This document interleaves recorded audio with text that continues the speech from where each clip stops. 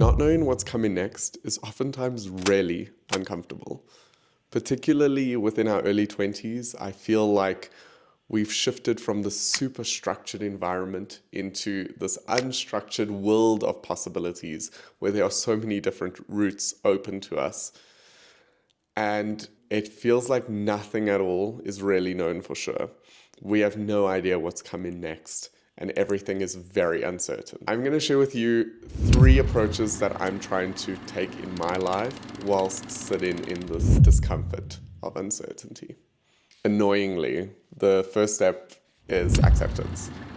It's okay that I don't know what's coming next. I think it's an illusion that anyone ever truly does.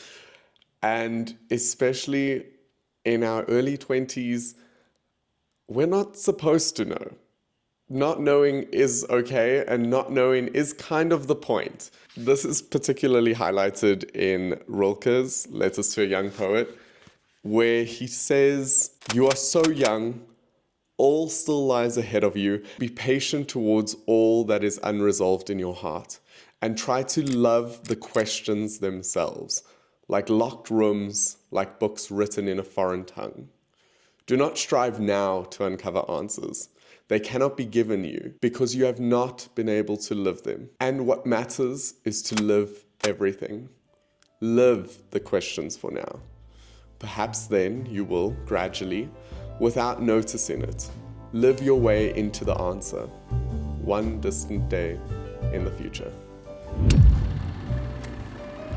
I think that inherent to our modern culture of rush, there's a sense of time running out or having to achieve certain things by certain ages.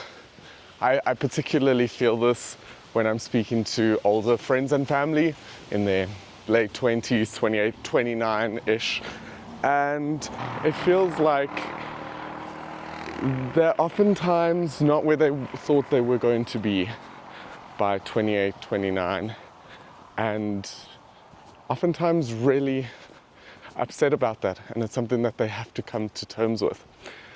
And I was thinking the other day how when you turn 30, you essentially have a whole other life, a whole more 30 years before you're 60. And even then, that's not the end of your life, that's just 60. And I would go so far as to argue that you actually have even more than a whole other life, because from the ages of 0 to 10, maybe even 0 to 15, what do you actually remember? I don't remember much, but maybe that's just my memory. There's a sense of time running out, and there's a sense of milestones not being achieved when they should have been achieved.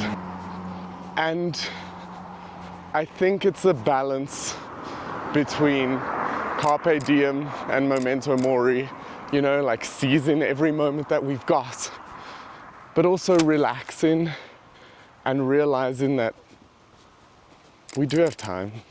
We have a lot of time.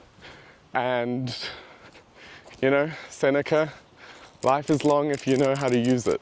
So that's something that I've been thinking about recently. We've got time.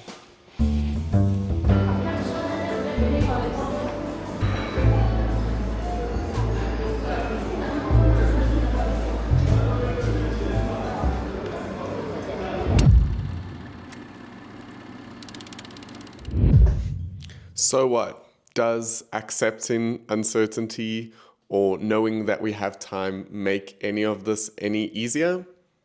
Well, not really, no.